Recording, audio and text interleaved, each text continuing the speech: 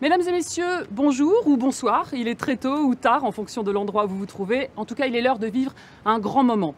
Dans quelques instants, Laurent Chardard, nageur paralympique, membre de l'équipe de France, va s'élancer avec les meilleurs nageurs de la planète. Eux à Tokyo, lui ici à Paris.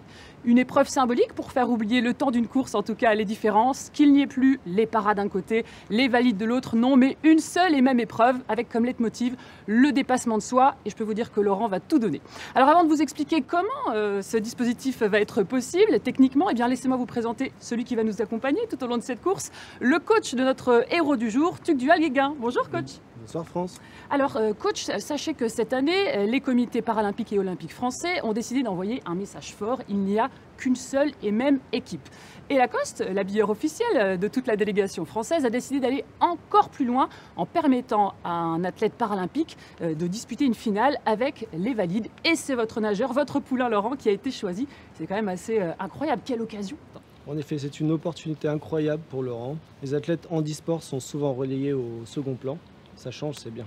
Alors pour bien vous expliquer notre dispositif, on est ici à Paris, dans une piscine olympique qui va servir de cadre à un dispositif unique. Grâce à des faisceaux laser, vous allez voir que dans chaque couloir, on va pouvoir retranscrire les courses des 8 nageurs qui vont s'élancer là dans la finale du 50 mètres nage libre à Tokyo d'ici quelques minutes. Et à la ligne d'eau numéro 9, on va pouvoir retrouver votre athlète. Oui, on va pouvoir voir des performances incroyables, donc j'ai hâte de voir ça.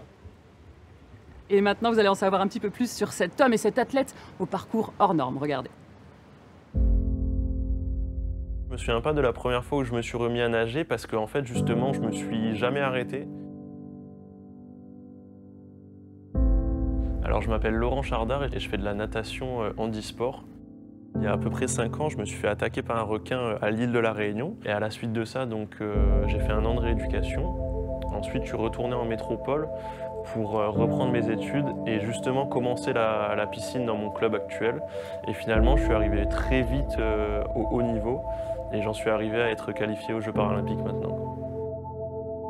Mais en fait, tous ces éléments techniques qui sont très compliqués qu'il y a dans chaque sport, en fait, moi, je ne les connaissais pas dans la natation. Et du coup, mon entraîneur m'a apporté tout ça, donc faire le geste parfait, qui soit du haut vers le bas complètement parfait. C'est vraiment lui qui m'a tout apporté.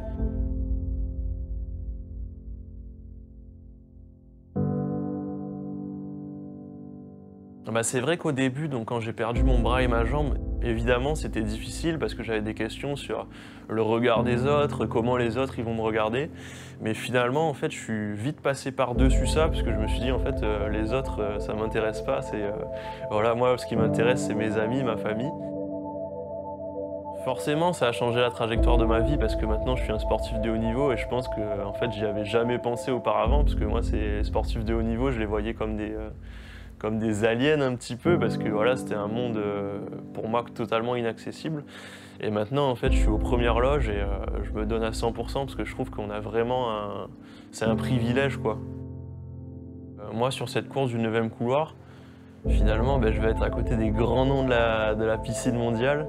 Et en fait, sur une finale, il y a 8 couloirs et nous, on va rajouter un couloir à côté.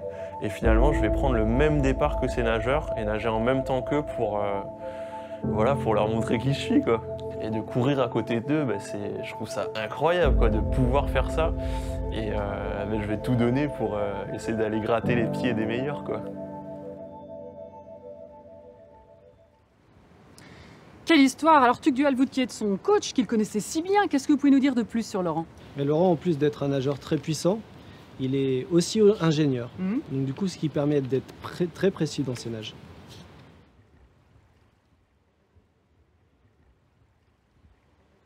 Ça y est, coach, on y est. On voit notre champion qui sort du vestiaire et qui se dirige vers le bassin. C'est la course qui commence là, hein, et pas seulement dans sa tête. On voit ce long couloir de laser qui emmène notre champion jusqu'au bassin. C'est quand même un peu impressionnant, hein. Ça doit être même un petit peu déstabilisant dans la tête. Comment il est là? Il est préparé, il sait quoi faire. Il doit visualiser sa course actuellement. Il se passe beaucoup de choses. Il est imperméable à toute cette pression, à tout ce qui se passe autour de lui.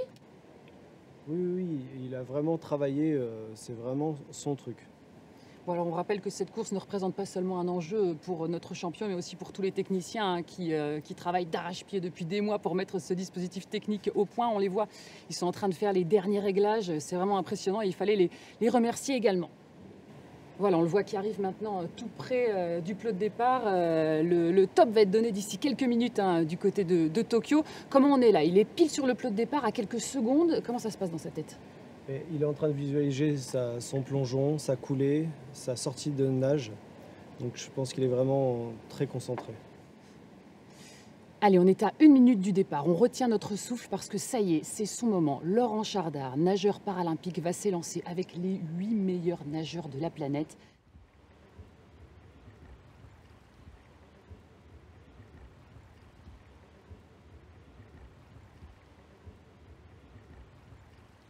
C'est un événement qui est en train de se passer. On va baisser un petit peu le ton parce que concentration oblige, le départ va être donné.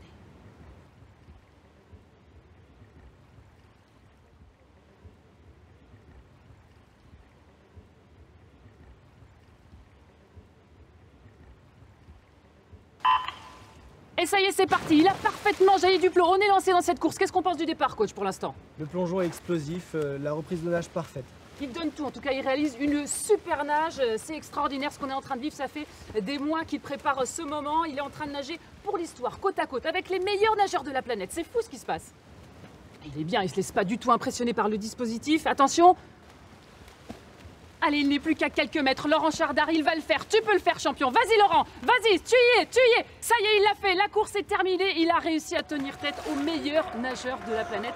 Quelle émotion. C'était vraiment une très belle course. Un plongeon explosif. La reprise de nage était parfaite. Au 25 mètres, 13 secondes. Et il a su tenir jusqu'au bout. C'est vraiment une belle course. Revenons un petit peu sur le départ, parce que vous me disiez, c'est pas forcément sa spécialité. Il était comment là?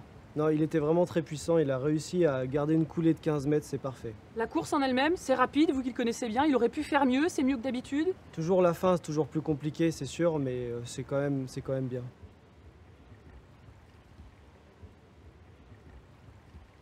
Ah, ça y est, on découvre maintenant le classement.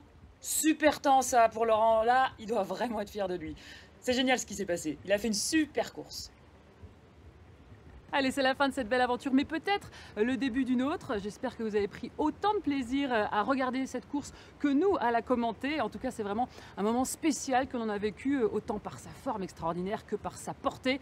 On espère que dans l'avenir, il n'y aura peut-être pas forcément de laser et de subterfuges techniques pour assister à des moments merveilleux comme on l'a vécu aujourd'hui. À très bientôt.